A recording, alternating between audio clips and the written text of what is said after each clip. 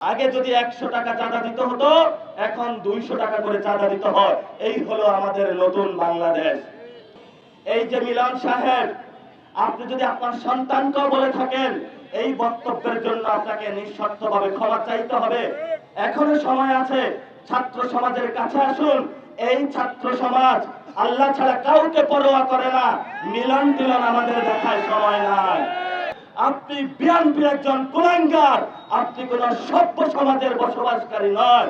যারা গত 17 বছর আপনাদের উপরে নির্যাতন করেছিল, তারা এখন বাংলাদেশে নাই, তারা এখন দিল্লির দাদা বাবুদের কাছে পালিয়েছে। এটাই হচ্ছে ইতিহাসের শিক্ষা নিতে হবে। যেই মানুষগুলোকে দমিয়ে রাখা হয়েছিল, সেই মানুষগুলা শেখ হাসিনার গুলির সামনে বুক পাতিয়ে বলেছিল, বুক পেতেছি গুলি কর। কোন দল, যদি কোন পরিবার, যদি কোন গোষ্ঠী এই সংস্কারের পথে বাধা হয়ে দাঁড়ায়, তাহলে শেখ হাসিনার যেই পরিণতি হয়েছিল, সেই দল, সেই গোষ্ঠী, সেই পরিবারের আগামীতে একই পরিবার, একই দশা উপভোগ করতে হবে বাংলাদেশে। আপনাদের কাছে আসতে পেরেছি, এজন্য ভালো লাগছে। এটা শহীদ জিয়াউর রহমানের ভূমি। বেশ ভালো লাগছে যে গত 17 বছর দুপচাচিয়া বগুড়ার লোক হওয়ার কারণে যদি কোনো চাকরির পরীক্ষা যেত, কোনো ভাইভাতে যেত, বলতো তুমি বগুড়ার লোক, তোমাকে নেওয়া যাবে না। এইসব বিষয় আপনাদের ঘটে নাই? আল্লাহর কি লীলা খেলা যে আজকে বগুড়াবাসীর সবাই আপনারা ঠিকই রাজপথে আছেন, ব্যবসা বাণিজ্য করছেন। যারা গত 17 বছর আপনাদের উপরে নির্যাতন করেছিল, তারা এখন বাংলাদেশে নাই, তারা এখন দিল্লির দাদা বাবুদের কাছে পালিয়েছে। এটাই হচ্ছে ইতিহাসের শিক্ষা নিতে হবে। দেখো হাসিনা, বগুড়ার উপরে অনেক নির্যাতন করেছ। রাতের আধারে অনেক সন্তানের পিতাকে ঘুম থেকে তুলে নিয়ে গিয়েছিল, অনেক নারীদেরকে নির্যাতন করেছিল। তাদের শুধু একটি অপরাধ ছিল, তারা হলো বগুড়া জেলার ছিল। আজকে হাসিনা দেখো, বগুড়াবাসী সগৌরবে দাঁড়িয়ে আছে, আর তোমরা হলো দিল্লিতে পালিয়েছ। এটাই হলো আমাদের আজাদের বাংলাদেশ। এই ইতিহাস থেকে আমরা আরো শিক্ষা নিতে পারি যে আগামীর ভবিষ্যৎ বাংলাদেশে যারা গোপালগঞ্জের সাধারণ মানুষ, আমরা তাদের সাথে সঠিক বিচার করব। শুধু গোপালগঞ্জ নাম হওয়ার কারণে আমরা তাদের সাথে কোনো অন্যায় অবিচার করব না। আমরা গোপালগঞ্জে গিয়েছি, গোপালগঞ্জের অধিকাংশ মানুষ শেখ ফ্যামিলিকে পছন্দ করে না। শেখ হাসিনা যদি তার প্রতিবেশী টুঙ্গিপাড়া যে মাজার রয়েছে শেখ মুজিবের, এই মাজারের পাশের ঘরেও গিয়ে জিজ্ঞাসা করে, তুমি কি আওয়ামী লীগকে পছন্দ করো? ওই প্রতিবেশী উত্তর দিবে, বাংলার খুনি সন্ত্রাস পুরো বাংলাদেশ পছন্দ করে না, তোমাদেরকে আমাদেরও পছন্দ করার কোনো প্রশ্নই আসে না। এটা আমরা গোপালগঞ্জের পরতে পরতে উত্তরগুলো পেয়েছি। তো বাংলাদেশ পরিবর্তন হয়েছে। এই পরিবর্তনের সূচনা লগ্নে আপনাদের সন্তানদের মধ্যে 1400 সন্তান জীবন দিয়েছে, বুকের তাজা রক্ত দিয়েছে রাজপথে। যেই মানুষগুলোকে দমিয়ে রাখা হয়েছিল, সেই মানুষগুলা শেখ হাসিনার গুলির সামনে বুক পাতিয়ে বলেছিল, বুক পেতেছি গুলি কর, বাংলাদেশ আমি স্বাধীন করব, জীবন দিব, হাসিনার দুঃশাসী পতন করব। উত্তরবঙ্গের লোক দেখিয়ে দিয়েছে যে বাংলাদেশের স্বাধীনতার প্রশ্নে, ভারতের দাদাগিরির প্রশ্নে, বাংলাদেশের আজাদির প্রশ্নে বরাবরই বাংলাদেশের মানুষের পক্ষে উত্তরবঙ্গ আজীবন ভূমিকা রেখে চলবে ইনশাআল্লাহ। গত 17 বছর এই সংস্কার না হওয়ার কারণে যাদের নেতা নেত্রীরা জেলে পড়েছে, বালুর ট্রাক সরাইতে পারে নাই, আরাফাত রহমান কুকুকে হত্যা করা হয়েছে, খালেদা জিয়াকে হত্যা করা হয়েছে, অসংখ্য বিএনপির নেতাকর্মী, জামাতের নেতাকর্মীকে হত্যা করা হয়েছে। বাংলাদেশের মানুষ বলল, আজাদ বাংলাদেশের জন্য আমাদের সংস্কার প্রয়োজন।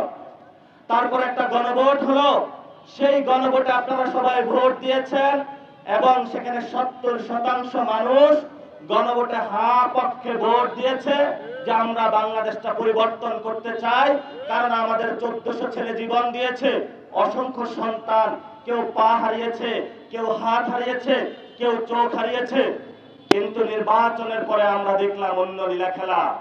সরকার প্রধান বেঁকে বসলো, এর মধ্যে কয়েকজন মন্ত্রী বক্তব্য দিলে ওই সময় যদি নির্বাচনে মানুষদেরকে এই কথা না বলতাম, তাহলে তো মানুষ আমাদেরকে ভোট দিত না।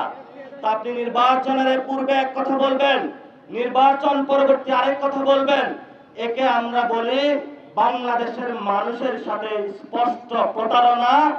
আর এই প্রতারণার আশ্রয় নিয়েছে বাংলাদেশের আমাদের একটি নন্দিত জনগোষ্ঠী, সেই দলটির নাম হলো বিএনপি।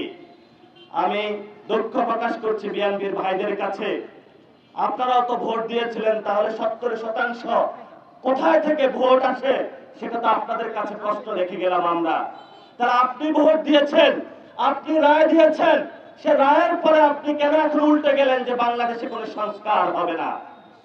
গতকালকে আমাদের যে জনতার পার্লামেন্ট, এই পার্লামেন্টে একটি ঐতিহাসিক গৃহীত কর্মকাণ্ড হলো, যেখানে আমরা সংস্কার একটি রিফর্ম অ্যাসেম্বলি হওয়ার কথা, সেই পার্লামেন্টে একটি সংশোধিত কমিটি হলো, যেই কমিটির মাধ্যমে তারা সংবিধান সংস্কার করার কথা ছিল, সেখান থেকে সরে গিয়ে তারা সংবিধান সংশোধনে চলে গিয়েছে। এবং সেখানে তারা একটা কমিটি গঠন করলো। আমরা যারা 11 দলীয় জোট, আমরা সেই কমিটিকে প্রত্যাখ্যান করলাম, পার্লামেন্ট থেকে ওয়াক আউট করে চলে আসলাম।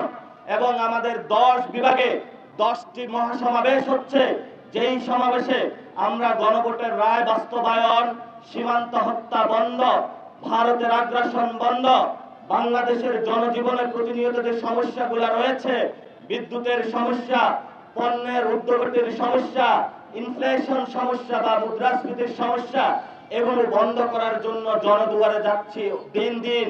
এবং আপনাদের কাছেও আজকে আপনাদের উপজেলায় এসেছি আমরা, যেই দাবিটা নিয়ে এসেছি সেই দাবিটা খুবই সহজ সরল। দাবিটা হলো বাংলাদেশের মানুষ যেহেতু 70% ভোট দিয়েছে সংস্কার জন্য, তাহলে বাংলাদেশের সংস্কার বাস্তবায়ন হবে। যেহেতু 1400 লোক শহীদ হয়েছে সংস্কারের জন্য, বাংলাদেশের সংস্কার বাস্তবায়ন হবে। যেহেতু হাজার হাজার মানুষ আহত হয়েছে বাংলাদেশে, তাহলে বাংলাদেশের সংস্কার বাস্তবায়ন হবে। যদি কোনো দল, যদি কোনো পরিবার, যদি কোনো গোষ্ঠী এই সংস্কারের পথে বাধা হয়ে দাঁড়ায়, তাহলে শেখ হাসিনার যেই পরিণতি হয়েছিল, সেই দল, সেই গোষ্ঠী, সেই পরিবারের আগামীতে একই পরিবার, একই দশা উপভোগ করতে হবে বাংলাদেশে।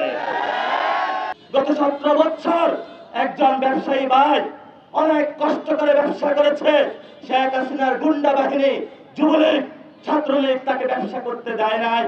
সেও আন্দোলনে অংশগ্রহণ করেছিল যে নতুন বাংলাদেশে আমার চাঁদা দিতে হবে না, নতুন বাংলাদেশে কোনো সন্ত্রাস হবে না, নতুন বাংলাদেশে কোনো গুন্ডাবাজি হবে না। কিন্তু 5 আগস্টের পরে সে দেখলো শেখ হাসিনার আমলের চেয়ে যে বিএনপির ভাইদেরকে আমরা উদ্ধার করতে গেলাম, তারা নতুন করে জুলুম চাপিয়ে দিল। আগে যদি 100 টাকা চাঁদা দিতে হতো, এখন 200 টাকা করে চাঁদা দিতে হয়। এই হলো আমাদের নতুন বাংলাদেশ। আপনাদের বাচ্চা সন্তানগুলা গতকালকে, এর আগের দিন তারা বলেছিল যে হাঁটু পরিমাণ পানি, কোথাও গলা পরিমাণ পানি। তারা বলছে আজকের পরীক্ষাটা স্থগিত রাখার জন্য। আপনাদের সন্তানদেরকে মন্ত্রী এসে বলল ব্রয়লারের মুরগি, মানে ফার্মের মুরগি। এক সময় শেখ হাসিনার মন্ত্রীরা বলতো হলো রাজাকার রাজাকার। শেখ হাসিনা যখন বলেছিল ওরা রাজাকার, তখন ছাত্র সমাজ রাজপথে নেমে এসেছিল, তাদেরকে বাংলাদেশ থেকে বিদায় করে দিয়েছিল। এই যে মিলন সাহেব, আপনি যদি আপনার সন্তানকেও বলে থাকেন, এই বক্তব্যের জন্য আপনাকে নিঃশর্তভাবে ক্ষমা চাইতে হবে। এখনো সময় আছে, ছাত্র সমাজের কাছে আসুন। এই ছাত্র সমাজ আল্লাহ ছাড়া কাউকে পরোয়া করে না। মিলন টিলন আমাদের দেখায় সময় নাই। আপনারা জানেন দক্ষিণবঙ্গে বন্যা হচ্ছে, 51 জন লোক মারা গিয়েছে, 1,20,000 গবাদি পশু পানির নিচে হারিয়ে গিয়েছে। আমরা ত্রাণ মন্ত্রীকে ওই জায়গায় দেখলাম না, প্রধানমন্ত্রীকে দেখি নাই, কোন মন্ত্রীকে দেখি নাই। তারা এসি রুমে বসে আনন্দ উল্লাস করছে, বাংলাদেশের মানুষকে হ্যায় করছে। তারা মনে করেছে আমরা 200 সিট পেয়েছি, এই তো আমাদের ক্ষমতার বসনদ।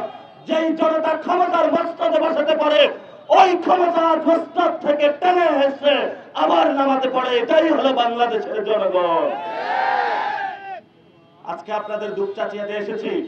কয়েকদিন আগে একজনকে কুপিয়ে হত্যা করা হয়েছে, আপনারা সবাই এই নিউজটা দেখেছেন না? এবং কারা একে প্রশ্রয় দিয়েছে আমরা শুনতে পাচ্ছি এখানকার যিনি স্থানীয় এমপি তারই সাঙ্গপাঙ্গ ওই হত্যাকাণ্ডের সাথে জড়িত আছে, এই মর্মে আমরা সংবাদ পেয়েছি। আপনি শহীদ জিয়ার ভূমিতে বসে কিভাবে দিনে দুপুরে একজনকে কুপিয়ে হত্যা করতে পারেন? আপনি বিএনপির একজন কুলাঙ্গার, আপনি কোন সভ্য সমাজের বসবাসকারী নয়। আমরা সরকারের কাছে আহ্বান করছি, অতি দ্রুত এই দুনি দুপুরে যে হত্যাকাণ্ড হয়েছে এর বিচার করতে হবে, না হলে দুপচাচিয়াবাসী এই হত্যাকাণ্ডের জন্য রাজপথে নামবে। আপনি এমপি হন নাকি প্রশাসক হন, আমাদের গুনার টাইম নাই। আমাদের ভাইয়ের হত্যাকাণ্ডের বিচার আমরা এই দুপচাচিয়াবাসীকে নিয়ে বা দুপচাচিয়ার মাটিতে করব। এটাই আমাদের আজাদির বাংলাদেশ, এটাই নতুন বাংলাদেশ।